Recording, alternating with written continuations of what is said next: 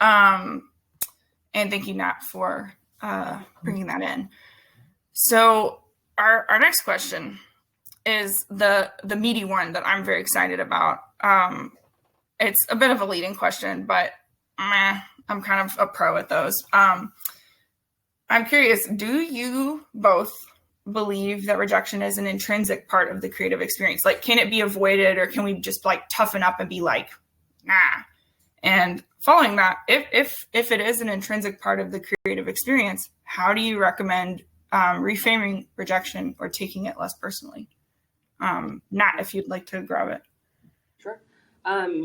I think, like I said just previously, I think existing kind of is inherent intrinsically setting oneself up for rejection in some capacity. I mean, we'll have this conversation and then all of us will experience rejection again. It's like, it isn't something that is, I don't think that it can be avoided. And I don't think that it should be the root of why we do things, or, it doesn't have to be like the leading factor. It makes me think of Big Magic. I'm blanking on her name real quick. But she talks about that, like, say substance use, for instance, like people can be creative under certain circumstances, but that it's not like necessary for it. So I think that rejection is inherent to the creative process, but I don't think that it's necessary for the creative process, though it can be fuel for sure. And just kind of, we're talking about reframing. So just kind of like thinking about like listening to what the feedback is and deciding for yourself whether or not that is something that you want to internalize, whether or not you need to take that input, whether that needs to be a personal shift for you. And, if it is, if you applied for, a design job or a job that would, offer you this growth, or to work with a musician, and they have some really tangible feedback that can help you grow, then definitely like take that. Like rejection doesn't have to be bad or mean. It can just be like, this isn't the right fit right now, or like you do need to, do I need to grow somewhere? Do I need to get more experience somewhere? Do I need to like focus and learn something, or like focus in on a specific skill that I just have room for improvement in? There's like that can definitely be there.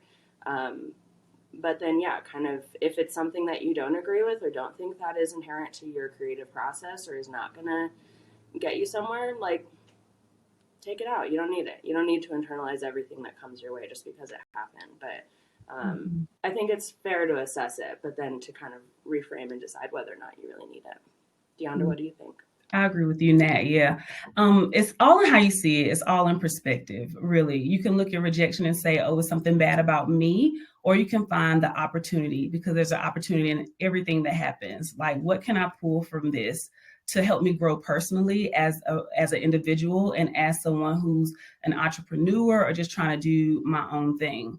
But yes, I'm one to definitely lean into the discomfort and figure out, okay, how can this help me? There is a way that this can help me, whether it just be, soul searching and you figuring out how does it, like you said, apply to me personally or from a business perspective.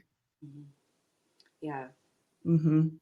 I'm curious, Deandra, like when you work with clients who are facing rejection, whether that's like job, relationship, creative rejection, what are some things that you've discovered in your work with clients, or just insights that you've found through that work? Yeah, sometimes it's rejection, but often it's projection, right? Like, what are your own personal insecurities that are taking the driver's seat and you finding these things as being hurtful or not helpful? For me, like, I hate public speaking. So whenever I do something that I'm putting it out there, I feel like everybody's looking at every word that I'm saying and they're paying attention to every mistake that I make. And so it's more so looking at it like, is this really true? Is this really what's happening? Or is my fear or what I feel like is something that I'm struggling with getting in the way of me being successful? And oftentimes you'll find it's your own personal thing. Like, you just have to key into it and figure out what it is and challenge yourself to do it anyway. I'm going to piggyback on that too, I think it's really important to feel the feelings of rejection, like lean into, like you're saying, lean into what you're experiencing, so that the next time you inevitably face rejection, you're not also carrying this past rejection still. You know, like we can know kind of where we're at with like whether what we've been rejected or praised for, rejected or accepted for, but like, yeah, feel the feelings so that you can process this now, and then the next time you're not still, we'll see this happening, we'll see, you know, because you're still like with the feelings. So like if you can process the feelings and like let them out and go and be with them, then the next time you face it, you might be a little bit more capable of facing it again. Yeah, you're going to feel it regardless. Do you embrace it, right? Like, do you embrace it and take it and learn from it? Or do you let it hinder you in a way and stop you from doing something that you know you would be really good at if you just tried? This is a great transition into our final discussion point, which we can spend a little bit more time on, which is the practical element of what on earth does embracing rejection look like? Because I'm picturing like Celine Dion in the background. I'm standing on top of a mountaintop. It's like a computer image stock photography about like motivation, or like a dentist's office poster where it's like, I accept myself, you know, like what does that actually look like when you get the email and cry and it's 3 p.m. and you have to pick up your kid from school? Like, what on earth does that look like? And I will hand it back to Deandra. I'm curious. Yeah, I see it as just a learning opportunity, right? Like we can definitely, again, look at it and say, oh, this person was being ugly or being mean. They were trying to make me feel bad about myself. Or you can look at it and say, is there a little bit of truth behind it? Maybe is there an opportunity for me to figure out what I could do a little bit better the next time? But it's more so about just looking at it differently than just the rejection itself. What does this mean to you? And it doesn't have to be from that person's perspective. Like literally, what does it mean to you as you look at it? Yeah, and you're talking about, Joanna, with this example of kind of like, well, now I gotta go pick up my kids from school or whatever. Like, I think also including people in your life in that, like being real with what's going on and not kind of like toxic positivity your way out of it, of like, you know, everything's fine, everything's fine.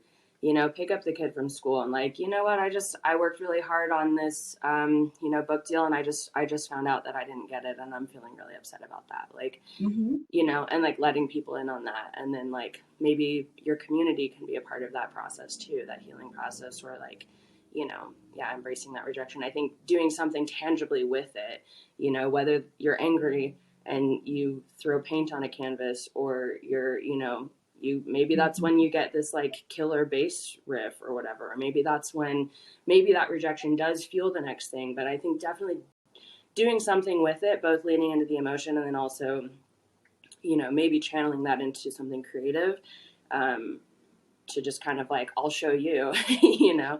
But I think I'll, you know, do something with it. But also I don't think that like we should feel like we have to be creative right after that. I think like allowing a moment to just kind of like, you know, I don't feel good about this.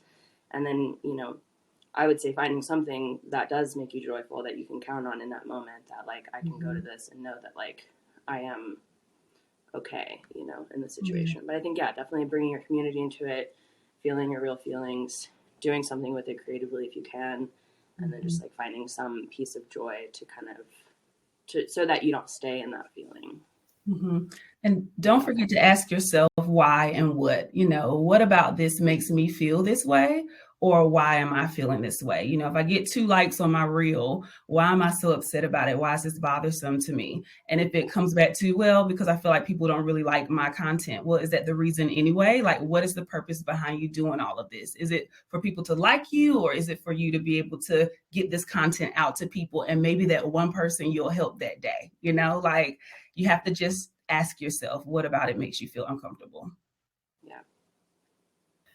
I'm curious to tag along with that. I love the juxtaposition that both of you are kind of touching on, of like having self-knowledge and self-reflection, and the balance of that with connecting to reality through your community and people that you trust, where that is, you know, not just seeking validation 100% and not finding that in yourself, not becoming a hermit, or, you know, shutting down and closing out your people, that kind of balance. I love that.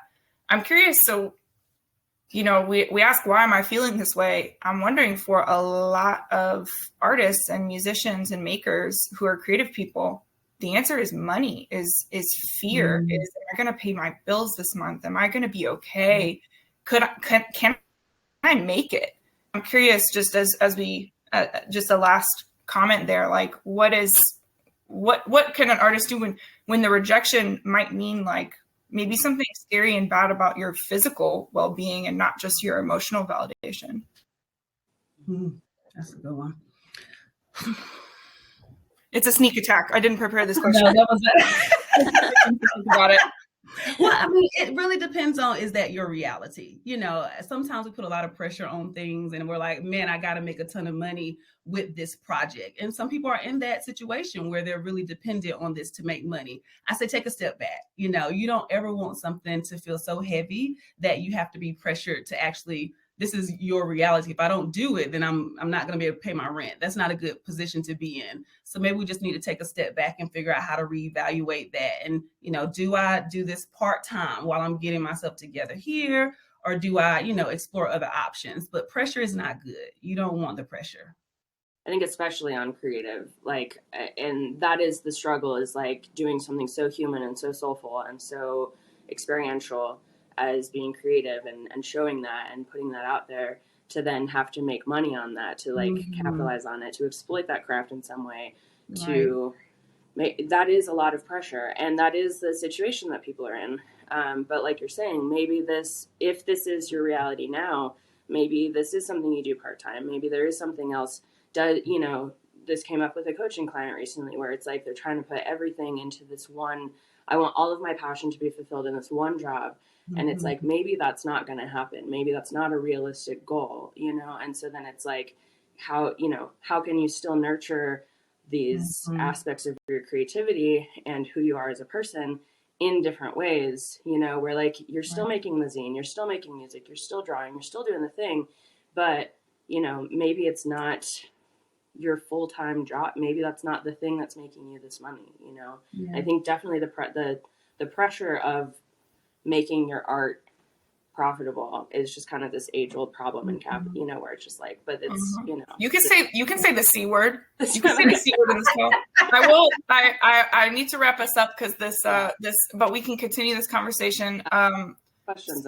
We're going to move into the Q&A section here in about 20 seconds. I don't actually know what's going to happen. I think we might jump into another room. We'll find out together. But please do stick around if you can. However, if you need to jump off to get a meeting or eat a sandwich, please do. Your needs are more important than watching people on the internet talk about their feelings. So I'm so glad that y'all have been here. Thank you for having us here. Yes, I will see you in the Q&A session. Stick around, y'all. Yeah, this is great. Oh, okay. We're in the Q&A session.